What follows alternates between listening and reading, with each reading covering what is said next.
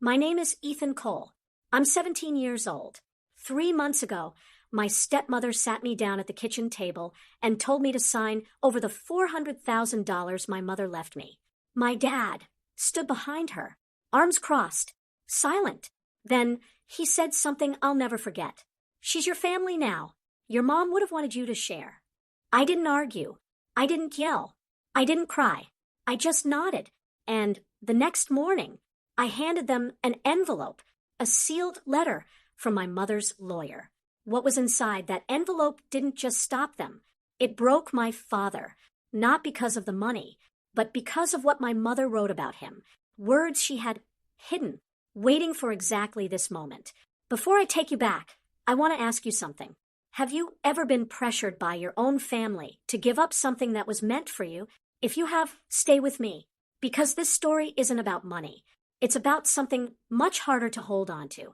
6 months earlier, my mom died on a Tuesday. The sun was out, bright, warm, normal. I hated it.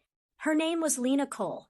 She was 42, a school teacher, the kind who stayed late for students who didn't have anyone at home. She didn't deserve what happened to her. Cancer, stage 3, 2 years. That's all it took. She never complained. Not once. Even during chemo, she still graded papers from her hospital bed. I'd sit beside her pretending everything was normal, pretending I didn't hear the machines, pretending I wasn't watching her disappear.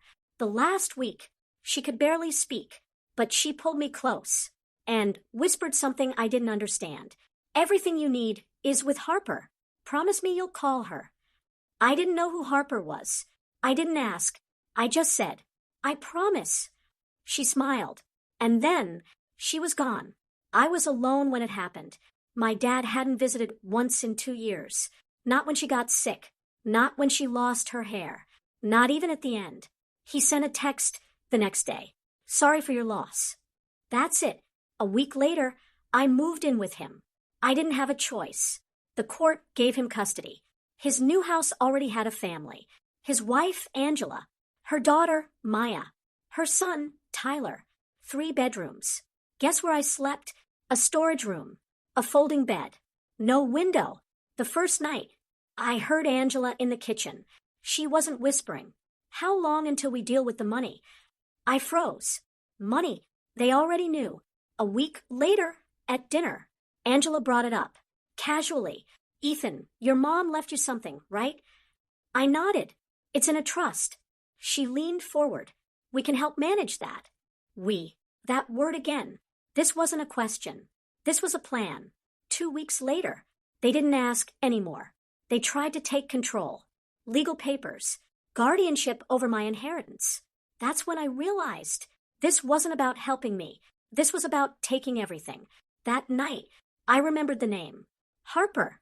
The one my mom whispered. I found the number. Rebecca Harper, attorney. I called. She already knew who I was. Like she had been waiting. Because she had. My mom had planned everything. An irrevocable trust. Untouchable. Locked. Protected. From everyone. Even my dad. Then she handed me something. A sealed envelope. My name wasn't on it. My dad's was. She said, your mother wanted you to give him this when the time is right. I didn't open it, but I felt something shift. For the first time, I wasn't powerless anymore. When Angela realized she couldn't access the money, she changed tactics. She turned the whole family against me. Phone calls, guilt, pressure. You're selfish. Family helps family. Your mom would be ashamed. That one almost broke me. But then something happened. Something small, but important. My uncle, the quiet one, pulled me aside and said, don't sign anything. They can't touch that money. One person. That's all it took. One night. They cornered me. Angela. My dad. Both of them. We need that money, she said. For this family. I looked at my dad. Waiting. Hoping. He'd say something. He didn't. That was my answer. So I said something instead. You left my mom when she was dying. And now you want her money? Silence. Heavy. Uncomfortable. Truth does that. A week later, We sat in the lawyer's office. Angela came prepared, confident, like she was about to win. She wasn't. Rebecca Harper explained everything. The trust, the protections, the law. Every door they tried to open was already locked by my mother. Then came the moment. The envelope. My dad tried to refuse. I don't need to hear it. I looked at him. For once, just listen. The lawyer opened the letter. And read. Daniel, if you're hearing this, then I was right. The room went still. I know you. You're not cruel, just weak. My dad flinched. You'll choose comfort over courage. You'll let someone else decide what's right. Angela shifted in her chair. I don't hate you, but I don't trust you to protect our son. My chest tightened, so I made sure you wouldn't have to. It's not about the money. It's about making sure he never has to beg for what's already his. Don't be angry at him. Be angry at yourself. Silence. Then, my dad broke. Completely. Not loud. Not dramatic. Just collapsed. Like something inside him finally gave up. Angela walked out. She knew it was over. Everything changed after that. The family backed off. The pressure stopped. Angela stopped talking to me completely. My dad, he disappeared without leaving. Same house, different man. Quiet, empty. I turned 18, packed my bags, walked out. No drama, no fight, just silence. My dad stood at the door, tried to say something, couldn't, so I said it for him. Goodbye. Now, I'm in college. Small room, simple life, peace. I still wear my mom's bracelet every day, not because I have to, because I want to. She didn't just leave me money.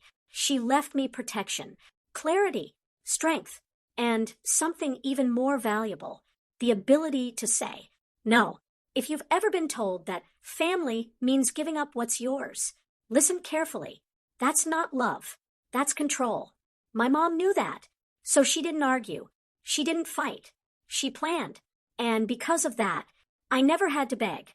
I never had to break. If this story hit you, tell me in the comments. What boundary did you set that changed your life?